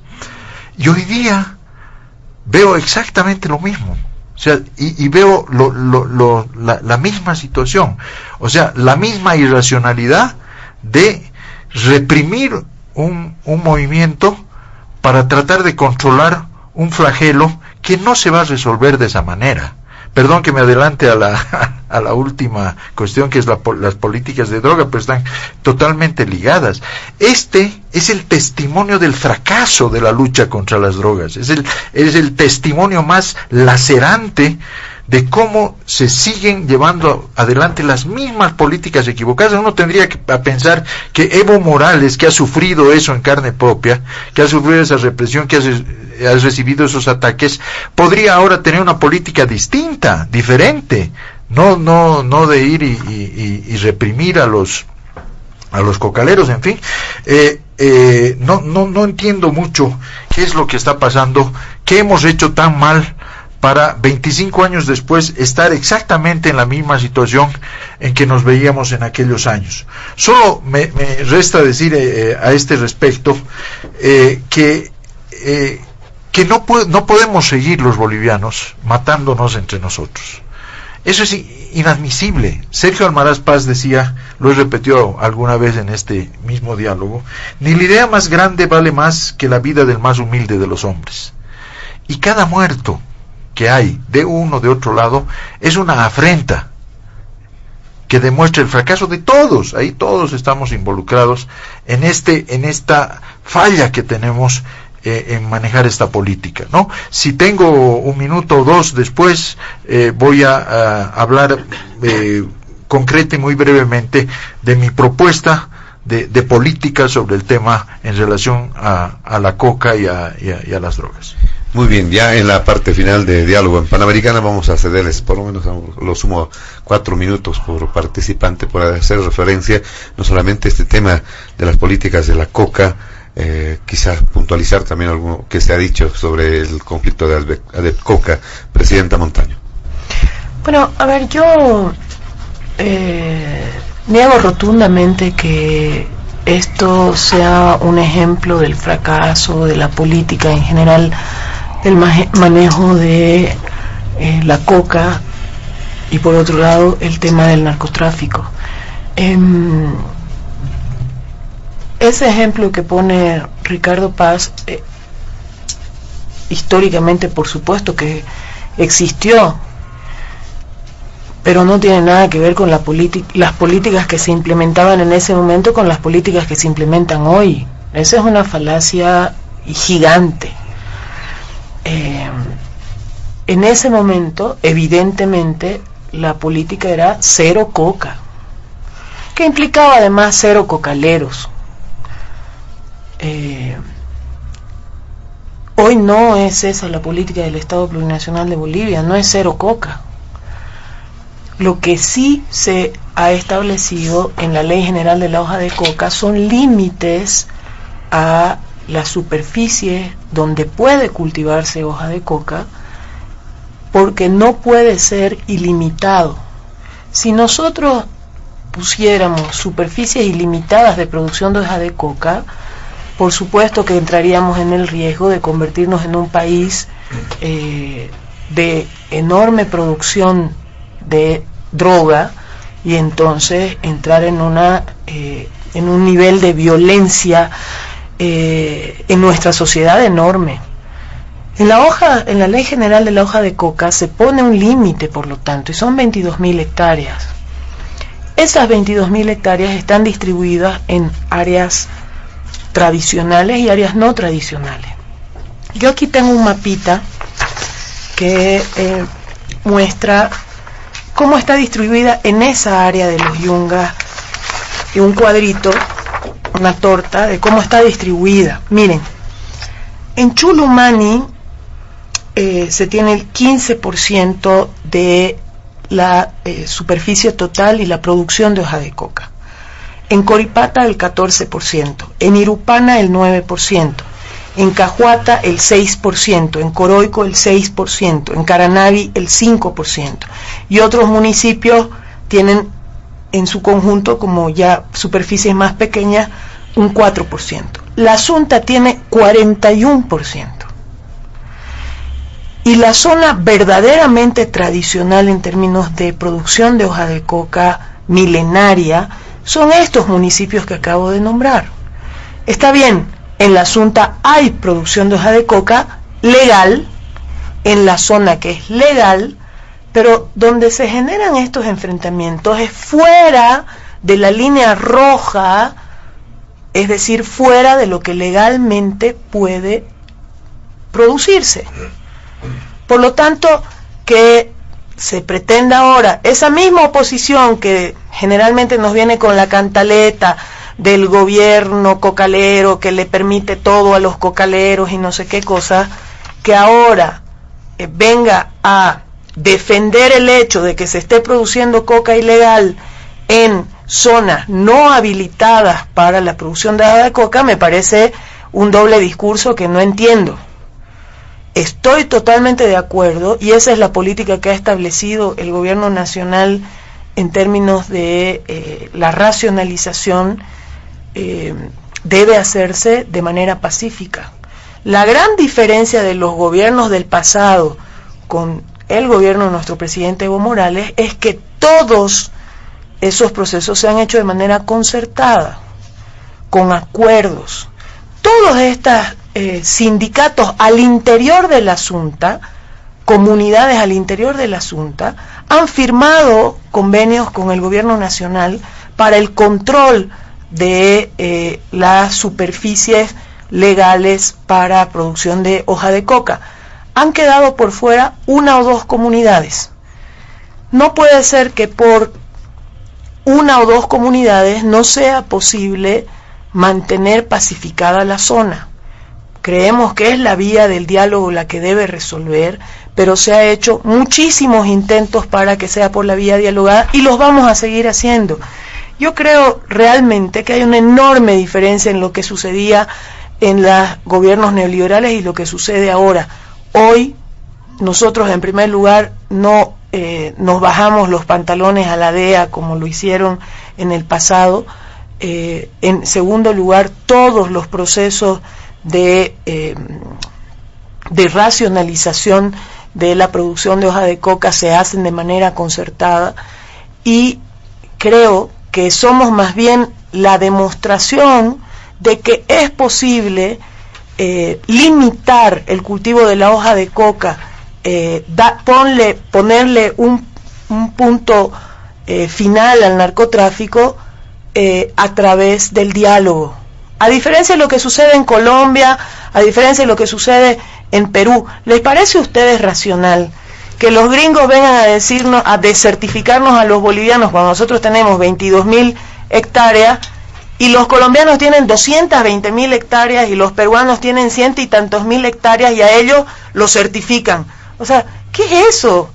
Eso es la utilización y el manejo por parte del gobierno de Estados Unidos de ese instrumento para decir quién es el bueno y quién es el malo, y utilizar la lucha contra las drogas como un instrumento de chantaje político a los gobiernos que no se cuadran y no se arrodillan ante Estados Unidos. Entonces, he tratado de englobar lo general y lo puntual, y espero que no se ponga la oposición ahora a defender coca ilegal, pozas de maceración, porque si no ya uno no entiende lo que está pasando, ¿no? Muy bien, muchas gracias, Presidenta. ¿Qué lectura tiene usted, diputado Miguel Ojopi? La Presidenta decía, el gobierno y cocaleros han firmado en reiteradas oportunidades acuerdos para el control de la coca. ¿Cómo ve usted la política de Estado que está llevando adelante el gobierno en esta materia? Cuando se habla de coca en otros sectores como el Chapare, el Polígono 7, incluso en el Tibnis, se habla incluso de discriminación de algunos sectores cocaleros. Bueno, lo que pasa es que hay que clasificar bien cuáles son los sectores, porque sabemos históricamente que en el Chapare producen coca para la cocaína, y eso está claro. Y nosotros no estamos en desacuerdo de que se haga una política de lucha contra el narcotráfico muy seria. Si hay cultivos excedentarios, pues hay que retirarlos, pero hay que también establecer cuál es la hoja de coca que puede ser consumida para el uso cultural y cuál es la hoja de coca que es para el uso del narcotráfico, porque yo entiendo que hay dos tipos de hoja de coca que sirven para una y otra cosa. Entonces, lo que nos tienen que decir realmente es que estadísticamente debería existir el dato de cuántos habitantes consumen coca para el tema cultural. Entonces, tenemos que comparar eso con la producción de coca que hay en todo el país. La ley establece 22.000 hectáreas de producción de coca, pero también tiene que establecer el incremento progresivo de acuerdo al crecimiento demográfico y al crecimiento de consumidores. Entonces, las políticas están bien en ese sentido, ¿no? Y es verdad que la DEA acá era dueño de todo y quería coca cero, O sea, quería realmente erradicar todo porque les afecta a ellos, y a nosotros no nos interesa prácticamente que les afecte a ellos, nos interesa que los afecte a nuestros jóvenes. Entonces hay que saber también cómo ha crecido el consumo de estupefacientes en Bolivia. Todos estos datos son importantes para determinar realmente cuál es la cantidad de coca que deben sembrar en los yunga para el consumo cultural y cuánto también deben sembrar en el Chapare. Pero también hay que informarle a la población cuál es la coca que no es apta para el consumo cultural. Hay que establecer eso, cuál es la coca. Esa es que hay que erradicar, la coca que sirve para el narcotráfico, porque ya no estemos pensando mucho que el consumo de los gringos, de los europeos, de los norteamericanos, no. Tenemos que pensar en el consumo de nuestros jóvenes, cómo ha crecido el consumo de estupefacientes de la cocaína en Bolivia, y eso es lo que se tiene que hacer básicamente, ¿no? Para finalizar este tema y el programa también, don Ricardo Paz Valdivia. Muchas gracias. Bueno, hay que contarles a los muertos y a los familiares de los muertos que las políticas han cambiado. Lamentablemente para ellos los muertos son los muertos y les debe interesar muy poco que la política haya cambiado cuando el resultado es el mismo. En todo caso, yo soy he promovido siempre, y lo quiero testimoniar hoy acá, yo creo firmemente en la despenalización de las drogas. Creo que esa es la única solución ante esta guerra que está perdida hace 30 años. Estados Unidos ha fracasado rotundamente en su guerra contra las drogas y ha dejado un reguero de cadáveres por toda América Central, por México, por Colombia, y esto puede seguir avanzando si nosotros seguimos insistiendo en la represión, seguimos insistiendo en los aspectos punitivos. Basta, esa guerra está concluida, está terminada. Hay que despenalizar las drogas. Esa es la única manera que tenemos para que podamos realmente resolver este problema, este flagelo de la humanidad. No es una posición que me haya inventado yo, ¿no es cierto? Diversas personalidades a nivel mundial están promoviendo esta situación, y yo creo que haría bien el gobierno en analizar por lo menos o ver esta situación, y si no es este gobierno que ya está de salida, que lo haga el próximo, ¿no es cierto? Y que vea con lucidez y oportunidad que esta es la manera de enfrentar esta situación. Hubo una consigna: libre cultivo, comercialización e industrialización de la coca, incluida la cocaína. Mira, ¿sabes qué? Cuando estén despenalizadas las drogas y cuando esté despenalizada la cocaína, el cultivo de la hoja de coca se va a regular por el mercado de manera absolutamente natural. Ya no va a ser rentable cultivar y producir coca como es ahora, 5 o 10 veces más que cualquier otro producto, ¿no? Y se va a estabilizar todo absolutamente. Esa es la solución real de fondo estructural. Muy bien, de esta forma, amigos de todo el país, llegamos a la finalización de Diálogo en Panamericana. Un balance positivo, Oscar. Así es, José, así como siempre queremos agradecer a toda nuestra sintonía en el país y fuera de las fronteras. Hasta la próxima semana con el programa. Agradecemos la presencia de nuestros amables invitados del fin de semana, de la presidenta de la Cámara de Diputados, Gabriela Montaño, del diputado de oposición, Miguel Ojopi, y la presencia también de Ricardo Paz Vallivian como sociólogo. A nombre de mi compañero de trabajo, Oscar Cruz, y quien les habla, José Luis Flores, el compromiso de retornar el siguiente fin de semana. Permiso. Diálogo en Panamericana.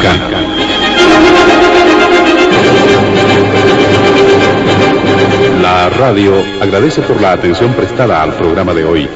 Les invitamos a la próxima entrega del Departamento Periodístico de Panamericana, cuando anunciemos.